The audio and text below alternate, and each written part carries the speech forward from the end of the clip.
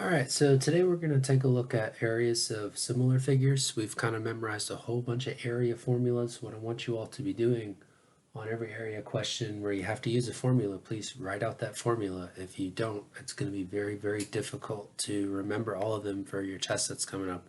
You got to memorize all of them. We're going to be using them quite a bit. So any which way you can to memorize them, go ahead and start doing that now. I really think just writing them out each and every time is going to be the best thing, but whatever works for you.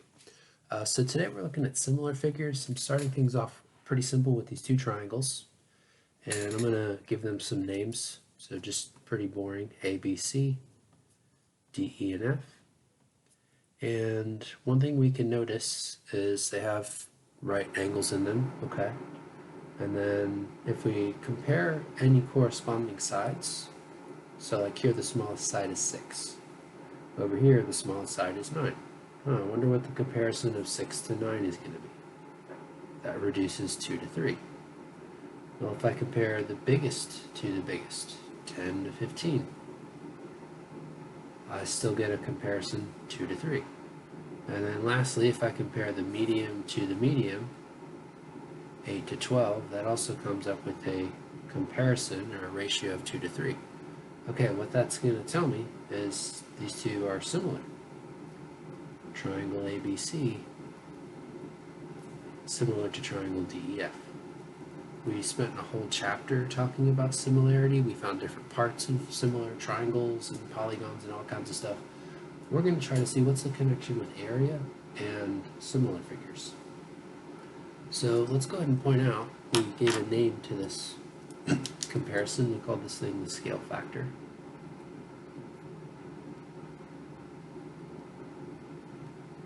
That tells us how big one figure is to another whenever they're similar. It's the relative size.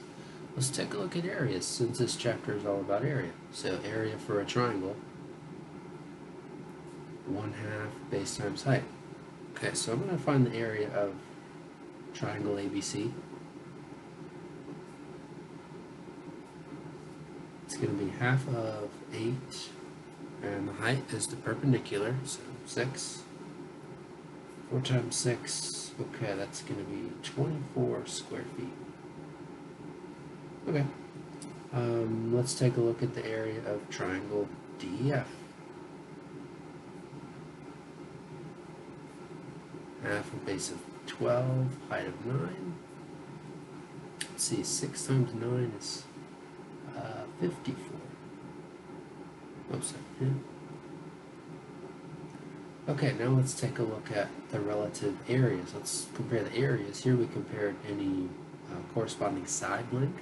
Let's compare the total areas. So area comparison, or area ratio.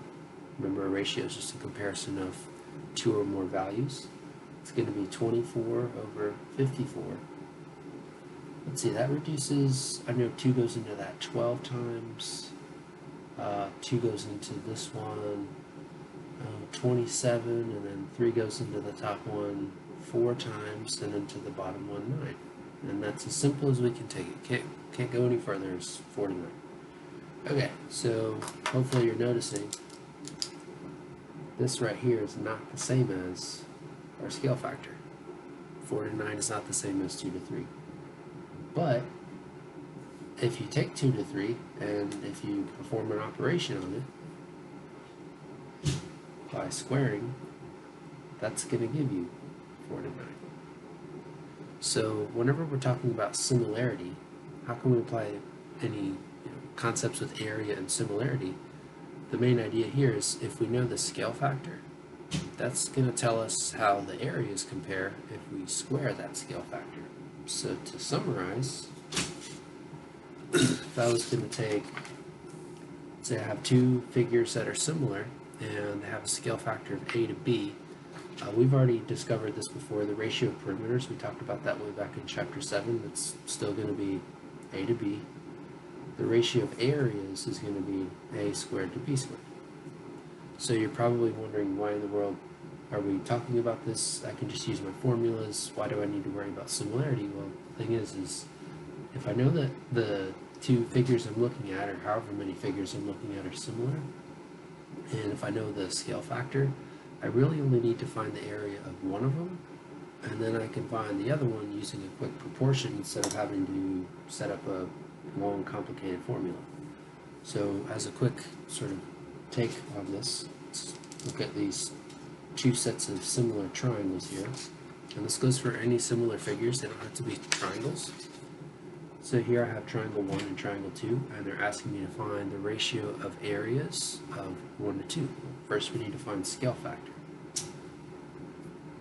Scale factor, if they said 1 to 2, I've got to start with this one and compare it to that one. So scale factor is going to be 3 to 6, which reduces 1 to 2. That means ratio of areas, area of 1 to area 2, is going to be 1/2 squared, which is 1 squared over 2 squared. Okay, why would that help us? Well, let's say they told us the area of this one was 16 square units. Well, we can find that one really quickly by solving a quick proportion. We're going to do that in the next video. So down here, just one more quick one before I end the video. So here's triangle 1, and then below we have triangle 2.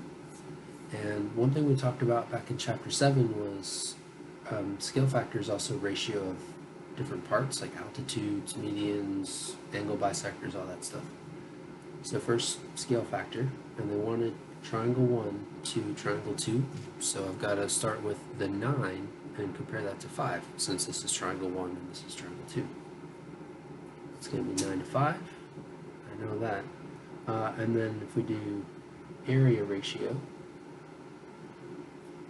or ratio of areas, that's going to be 9 squared to 5 squared.